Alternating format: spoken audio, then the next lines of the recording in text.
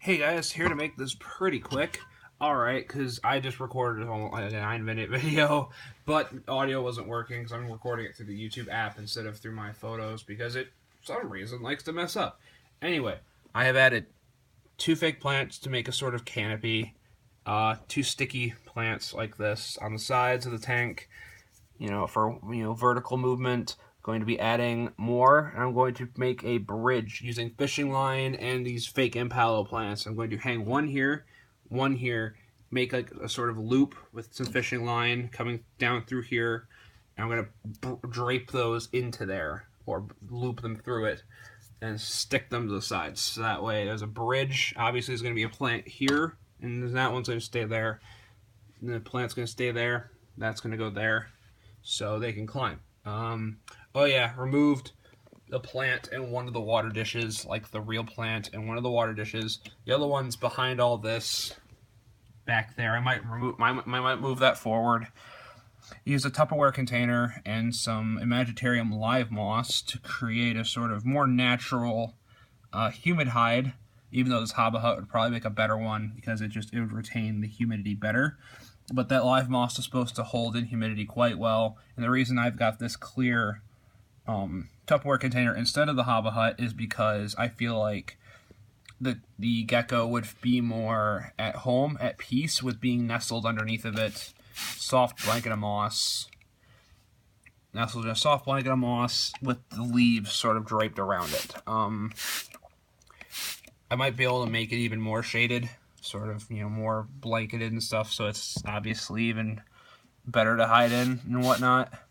It's just supposed to be the humid hide, so it can hide wherever it wants, but I want to make that darker as well, because obviously you can see into there and there's light.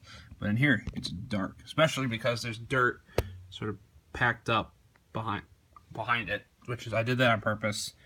So I might find some way of doing that with this. I might get those sticky, like these for Drogon's tank, one of these. Might get one of those for the very back, because I removed the foam insert to add a few extra inches. With a tank this small, any amount of space you can get is good. This moss is also supposed to actually root itself. It really has not done that yet, if you can see. At the same time, I'd like to think it's working. It's working on it though. Messing with it certainly won't help any. So let's not do that anymore, shall we? Yeah, so the moss is actually supposed to be really great, holding in the humidity, much better than some of the fake mosses, and it was cheaper than the other mosses that were there, so it's not like the guy who was telling me about it was trying to make money off of me, because I don't know what I'm doing. No, he was just really honest about it, which is something that I really admire. What else to talk about, because I'm kind of impatient about this.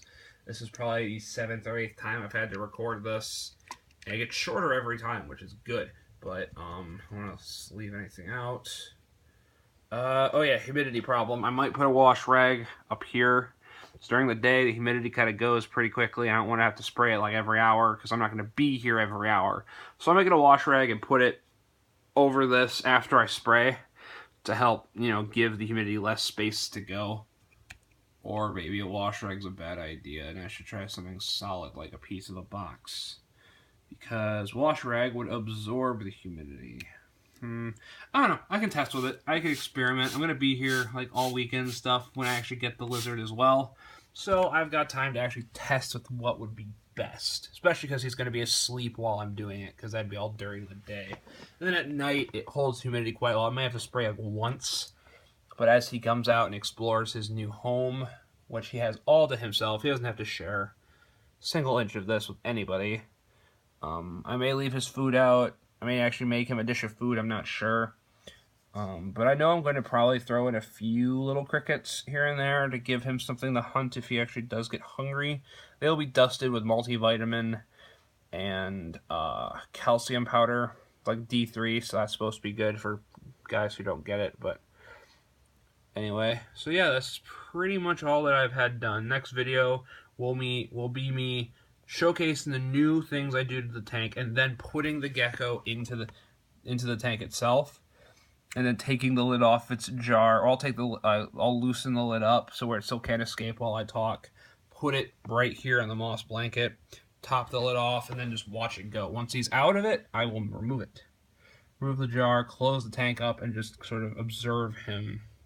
And I'll do updates days later after that to show how he's doing. Probably when he starts eating is when I will, do updates, because that's when he will be at his most comfortable. That's when he'll be showing that he's more comfortable.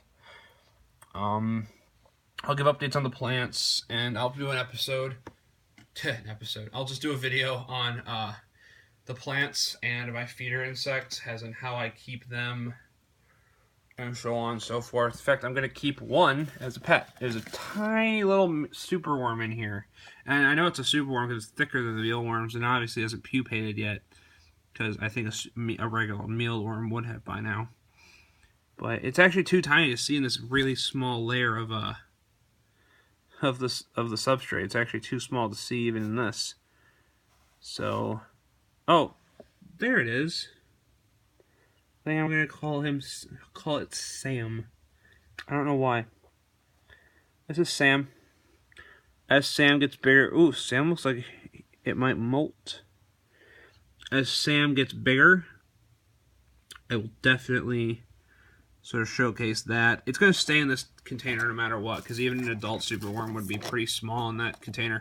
So maybe it'll pupate in there, and then I'll move. Maybe I'll get it a small bugarium, quote unquote, just a really, really tiny glass brick with a door to it. Stick it to the side. Maybe add some of this dirt stuff to it, and just sort of have a beetle, darkling beetle. Maybe I'll try pupating another one in there and put them together and see if they mate, because then I can get superworm babies, which would be really useful. Start breeding my own superworms, probably at a really slow rate, but it's not like my bearded dragon's gonna. It's not like Earl's gonna starve. Earl's an adult. Earl eats leaves and such. So, although Earl hasn't eaten any of her blueberries, actually, I think she has come by for a snack. Now I look at it. But yeah. Oh, there's Drogon. He was just taking a nap. He was just hiding in his cave. Hey, what's going on, dude? What's up? But so yeah, I hope the moss takes root. I hope I can keep the humidity in nicely, and I hope the gecko just does well in here in general. Obviously, it shouldn't be that difficult to be able to make adjustments. It just might stress the gecko out to be removed and then have a bunch of stuff done, then put back in. But I am prepared to do all that, though, at least mentally. Anyways, I don't actually have the tools with me right now, but I have a car. So I'll be able to drive and get the stuff that I need if an emergency happens. But yeah, I've had this tank set up like this. Well, not exactly like this, but it's been like maybe 2 weeks since I've actually had the tank slowly getting set up. So I'd like to think things are ready for, life to be put in here. So I think I'm ready for this. I think I am ready.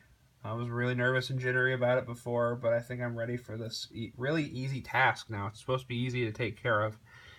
So, something totally new. I've never done arboreal before, but I think I can do pretty well. I think I can make nice tanks and make them look nice. So I came up bearded dragons, that's for sure. Drogon loves his cave. But anyway, sorry, ADD moment. I'm just bouncing everywhere. I have ADHD, so if I bounce everywhere, that's why. But yeah, so let me know what you guys think. All, 5 of you. But everybody who watches this, just let me know what you think. What you think's how you think it's going. If you want to know anything specific about what I'm doing or about the lizard. Although I'm going to do a video on gargoyle geckos, like care and whatnot, later on once the gecko is more used to me. Probably when the gecko starts eating, if I haven't said that already, I will then do a video on the actual gecko itself.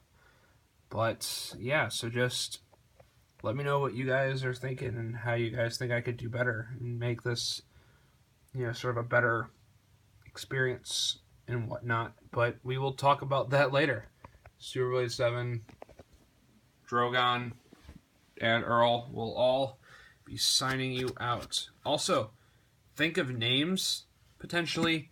I kind of like mythology names, but I also like dragon names from, books or what have you. So think of kind of cool names for this gargoyle gecko. And let me know in the comments, or if you know me personally, you can, message me then. But yeah, just sort of give me your feedback on this. Am I doing good? Am I doing bad? Whatever. But, so, yeah, second time. Signing out. See you later.